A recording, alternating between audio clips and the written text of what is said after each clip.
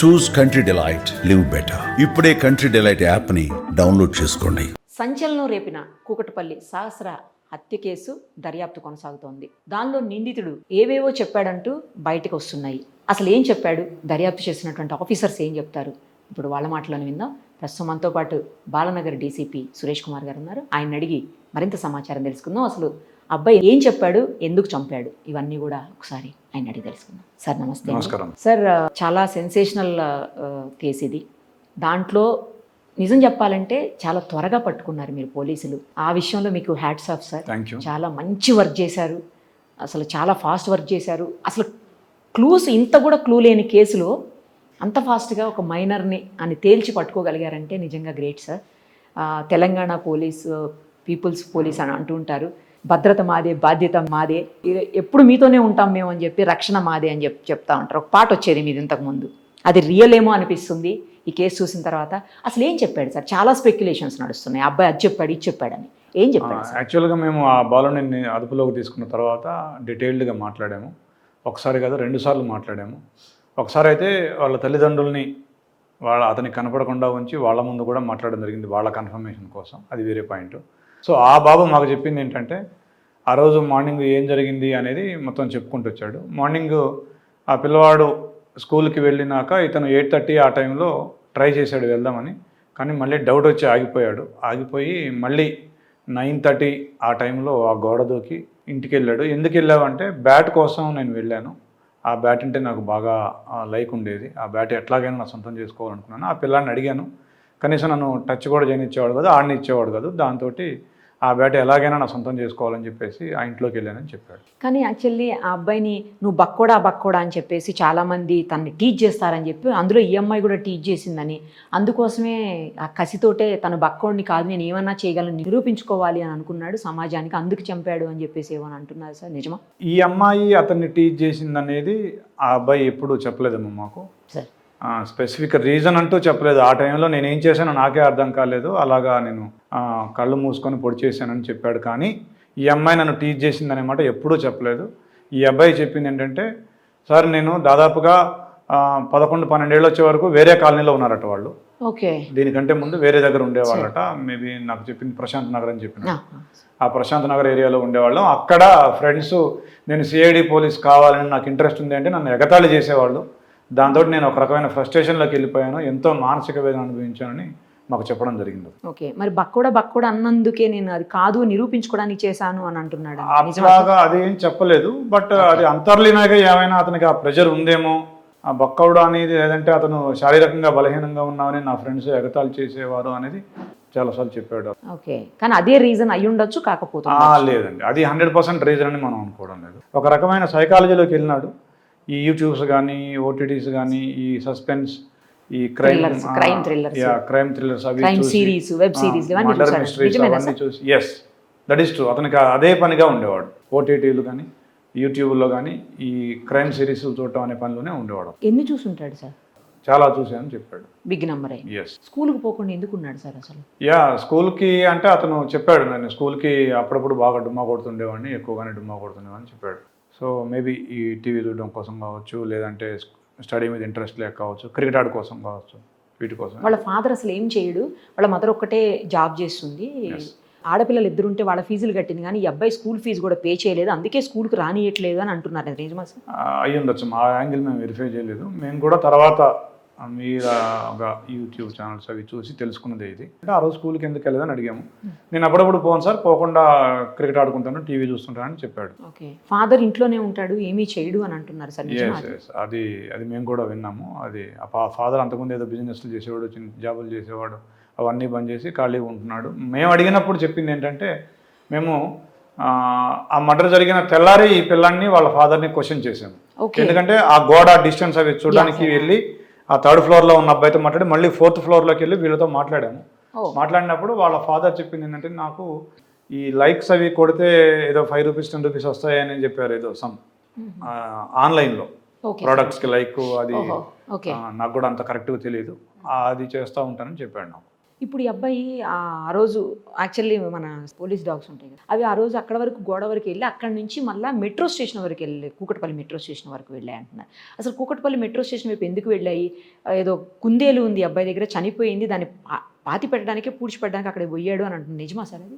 యాక్చువల్గా ఏంటంటే ఈ బాబు కూడా మాకు చెప్పింది, నెక్స్ట్ డే నేను ఎప్పుడైతే మాట్లాడానో అప్పుడు కూడా చెప్పాడు, సార్ ఆ రోజు మా కుందేలు చనిపోయింది, కుందేలుకి 11:30కి అట్లా డాక్టర్ దగ్గరికి వెళ్ళాను నేను, వెళ్తే దానికి ఆరోగ్యం బాగాలేకపోతే డాక్టర్ ఇంజెక్షన్ కూడా ఇచ్చాడు, కానీ అది చనిపోయింది అదే రోజు, దాన్ని నేను మా సిస్టరు మా నాన్నలు పూడ్చిపెట్టి వచ్చామని చెప్పాడు. అది మన డాగ్స్ వెళ్ళిన ప్లేస్, ఈ అబ్బాయి కుందేల్ని పాతి పెట్టాడు. అది ఇంటి దగ్గరలో పెట్టాడమ్మా, ఇంటి దగ్గరలోనే పాతి పెట్టాడు, ఇంటికి కొద్ది దగ్గరలోనే పాతి. సో అటు వెళ్ళే సార్ డాగ్స్ ఆ సైడ్ వెళ్ళాయి అటు. నెక్స్ట్ ఆ అబ్బాయికి చాలా మంది ఫ్రెండ్స్ ఉన్నారు, వాళ్ళందరూ కలిసి ఈ అమ్మాయిని ఏదో చెయ్యాలి అన్నట్టుగా అనుకున్నారని ఎక్కడో లేదు, కొన్ని మా ఏమాత్రం చెప్పలేదు అతను.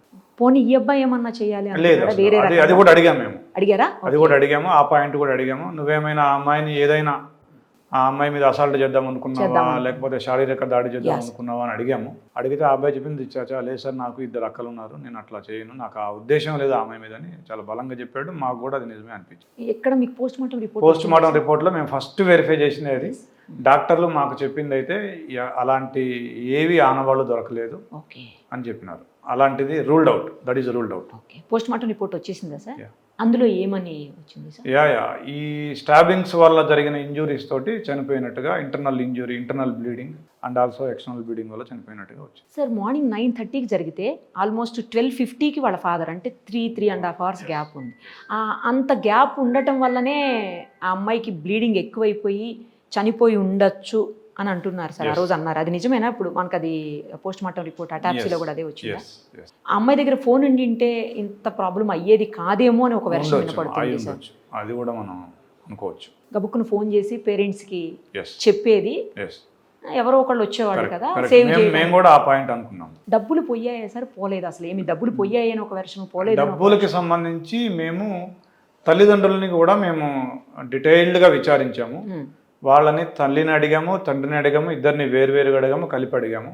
అప్పుడు వాళ్ళు మనకు చెప్పింది ఏంటంటే, సార్ డబ్బులు 85,000 రూపాయలు ఉన్నాయి ఇంట్లో, 2 తులాలు ఆరు 3 తులాలు బంగారం కూడా ఉంది.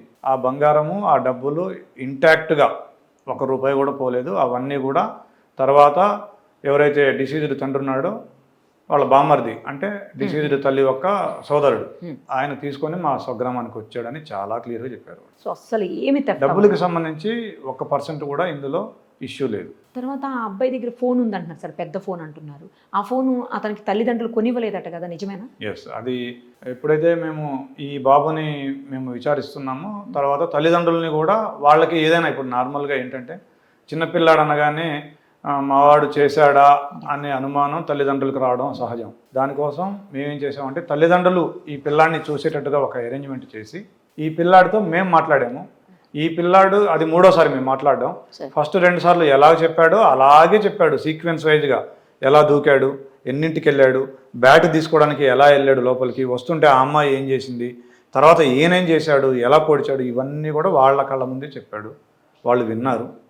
సో ఆ తర్వాత మదర్ కూడా మాకు కన్ఫ్యూస్ చేసింది ఏంటంటే, సార్ ఇతనికి 2 months బ్యాక్ ఒక మొబైల్ ఫోన్ వచ్చింది, ఎక్కడిది నేను అడిగితే నాకేమీ ఆన్సర్ ఇవ్వలేదు, నేను కొనుక్కున్నాడు, డబ్బులు ఎక్కడివి అంటే కనుక దానికి కూడా ఆన్సర్ ఇవ్వలేదు, నాకు కొద్దిగా అనుమానం వచ్చిందని చెప్పి. మరి అలా ఆన్సర్ ఇవ్వకపోతే ఎలా వదిలేశారు సార్? ఆ ఫోన్ ఎక్కడిదనేది అయితే వాళ్ళు ఆరా తీయాలే కదా పేరెంట్స్గా, దాన్ని మీరేం క్వశ్చన్ చేయలేదా సార్ వాళ్ళని? అంటే ఇప్పుడు ఒక్కొక్కరిది వాళ్ళ వ్యక్తిగత విషయాలు, ఫ్యామిలీ విషయాలు, సో అది వాళ్ళ వ్యక్తిగతం కదా.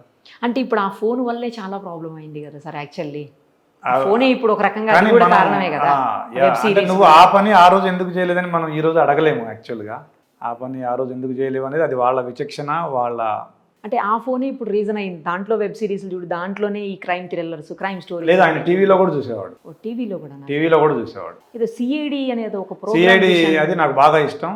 సిఐడి ప్రోగ్రామ్ చూస్తూ ఉంటాను నేను రెగ్యులర్గా అని చెప్తా ఉంటాడు. అది కూడా ఒక సీరియల్ సార్ యాక్చువల్లీ. ఎస్, ఒక పెద్ద ఛానల్లో సీరియల్ అది సిఐడి. అది బాగా ఇష్టం అంట ఆయన. అదేంటి ముందు మర్డర్లు ఏదో చేసేసినట్టు చూపిస్తారు, తర్వాత దాన్ని ఇన్వెస్టిగేట్ చేశారు ఏంటి, అది మంచి చూపిస్తున్నారు కదా సార్. లాస్ట్లో అది మంచిగా చూపిస్తారు, ఎట్లా సాల్వ్ చేస్తున్నారు పోలీసులు, దాన్ని ఎఫెక్ట్ ఎలా ఉంటుంది, కాన్సిక్వెన్సెస్ ఎలా ఉంటాయి. మరి ఈ అబ్బాయి అది ఎందుకు ఆలోచించలేకపోయాడు? ఎస్, అతనికి ఆ మానసిక పరిపక్వత లేకుండా ఉండొచ్చు. తర్వాత మాకు చెప్పింది ఏంటంటే, అతను ఒకసారి ఆ అమ్మాయి అరిచిన తర్వాత, ఆ అమ్మాయిని తోసేసిన తర్వాత ఇంకా ఒక 5 నుంచి 10 నిమిషాల పాటు నేను ఏం చేస్తున్నానో నాకే అర్థం కాలేదు. ఆ కోపంలో లేకపోతే ఆ ఆవేశంలో, ఆ ఉద్రేకంలో నేను ఇష్టం వచ్చినట్టుగా పొడి చేశానని చెప్పాడు. ఇప్పుడు ఆ అమ్మాయి కనుక లేచి వస్తే డోర్ తీసుకునే ఆప్షన్ ఉంటే ఏమన్నా బతికుండే ఛాన్స్ ఉండేది అసలు? బట్ అక్కడ మనం ఎవరు ఉండి చూసింది లేదు. ఇతను ఎలాగా బిహేవ్ చేశాడు, ఆ అమ్మాయికి ఉన్న పరిస్థితి ఏంటి అనేది. కరెక్ట్. ప్లస్ మొదటగా పొడిచినది ఎక్కడ తగిలింది అనేది వైటల్ పార్ట్లో ఫస్ట్ దానికి ఇది ఉండొచ్చు. Yes, we can't. అక్కడేమి ఘర్షణ జరిగిన వాతావరణం కానీ కింద ఏమి పడినట్లుగా లేదు సార్ ఏమీ కూడా లేదు లేదు. ఎందుకని మరి అట్లా అంటే అమ్మాయి రెసిస్ట్ చేసి ఉంటుంది? చిన్న పాప 10 years. సో దాంతో మేబీ మనం ఇందాక అనుకున్నట్టుగా మేబీ ఫస్ట్ 1-2 సార్లు పొడిచినప్పుడే అది వైటల్ పార్ట్లో అట్లా. పోస్ట్ మార్టం రిపోర్ట్ అయితే ఇది ఒకటే చెప్పింది సార్, లేట్ గా అవటం వల్లనే, లేట్ అవటం ఇంటర్నల్ బ్లీడింగ్ అయింది, ఎక్స్టర్నల్ బ్లీడింగ్ కూడా అయింది. ఎన్ని ఉన్నాయి సార్ మొత్తంగా కత్తిపోట్లు? మొత్తంగా కలిపమ్మ మెడ మీద ఒక చిన్నవి ఇవన్నీ కూడా 15, తర్వాత పొట్ట మీద ఒక 3 నుంచి 4, వెనక వైపు ఒక 2, ఈవెన్ తొడ మీద కూడా ఒకటి ఉంది. అలాగా మొత్తం కలిపి ఒక 20 నుంచి 20 to 23. ప్లాన్డ్గానే వచ్చాడా సార్, లేకపోతే నార్మల్గా నైఫ్ తీసుకుని వచ్చాడా? ఆ నైఫ్ ఎందుకు తీసుకెళ్ళావు అనే క్వశ్చన్ కూడా మేము కూడా అడగడం జరిగింది. దానికి అతను చెప్పిన సమాధానం ఏంటంటే, ఎవరైనా కనుక నన్ను చూస్తే వాళ్ళని బెదిరించి వెళ్ళిపోదానికి తీసుకొచ్చానని చెప్పినాడు. కానీ మాకు అనిపించింది ఏంటంటే, అతనికి ఆ ఆలోచన ఉంది, దాడి చేయాలనే ఆలోచన ఉందని మాకు అనిపించింది. అమ్మాయిని చంపేసిన తర్వాత కత్తి కూడా వీళ్ళ ఇంట్లోనే వాటర్ సింక్ దగ్గరికి అడిగాడు. కరెక్ట్, మేము కూడా అది అడిగాము. కత్తి ఏం చేశారంటే, స్టాబింగ్ చేసిన తర్వాత ఆ కత్తిని అక్కడే వాళ్ళ ఇంట్లోనే కడిగి మళ్ళీ ఆ కత్తిని తీసుకొని వెళ్ళిపోయాడు. వెళ్తూ అతనికి బ్లడ్ స్టెయిన్స్ ఉన్నాయి షర్ట్ మీద. ఇంట్లోకి వెళ్ళే ముందు వాళ్ళ నాన్న సిస్టర్ ఉంటారు. సో కాబట్టి వాళ్ళు చూడకుండా ఒక ఆరేసిన టీ షర్ట్ ఒకటి తీసుకుని ఆ దడ్డం పెట్టుకుని వెళ్ళిపోయాడు లోపలికి. వెళ్ళిపోయాక స్నానం చేసి ఈ బట్టలు మళ్ళీ వాష్ చేశాడు. వాషింగ్. మరి స్టెయిన్స్ కొంత ఉండే ఉంటాయి కదా సార్ దాని మీద? మరి వాళ్ళ మదర్ గమనించలేదంటున్నా? వాళ్ళ మదర్ కూడా గమనించలేదు. బట్ వాళ్ళ మదర్ మనతో అందిందంటే, చుట్టుపక్కల పోలీసులు తిరగటం, తర్వాత ఇతని ప్రవర్తన ఇవన్నీ చూశాక తనకు అనుమానం వచ్చి గట్టిగా అడిగింది, నువ్వు కానీ ఏమైనా చేసావా, ఏంటి ఇట్లా జరిగింది అంటే, లేదమ్మా అన్నాడు. 2వ రోజు కూడా అడిగింది తల్లి. 2వ రోజు కూడా అదే అన్నాడు. తర్వాత ఏంటి నువ్వే నన్ను పోలీసులకి పట్టించేలా ఉన్నావే అని కూడా అన్నాడని వాళ్ళ మదర్ చెప్పింది. మరి అప్పుడైనా నువ్వే నన్ను పట్టించేలాగున్నావు పోలీసులకి అన్నప్పుడైనా డౌట్ రావాలి? అంటే నేను చేయకపోయినా అతని ఉద్దేశం అంటే, నేను అమాయకుడిని, అమాయకుడైన నన్ను కూడా నువ్వు పట్టించేలా ఉన్నవే అని అతను అన్నాడని ఆమె చెప్పింది. ఆవిడతో నేను అమాయకుడిని చెప్పాడు. మీరు పట్టుకొచ్చేటప్పుడు కూడా ఆ రోజు ఇంట్లోనే ఉన్నాడంట సార్, స్కూల్కి పోలేదంట? లేదమ్మా, స్కూల్కి పోయాడా? స్కూల్కి వెళ్ళిన తర్వాత తీసుకొచ్చారు సార్ ఈవినింగ్లో? After school. ఓకే, ఇప్పుడు ఎక్కడ ఉన్నాడు సార్? ఇప్పుడు జువెనైల్ హోమ్లో. Thank you.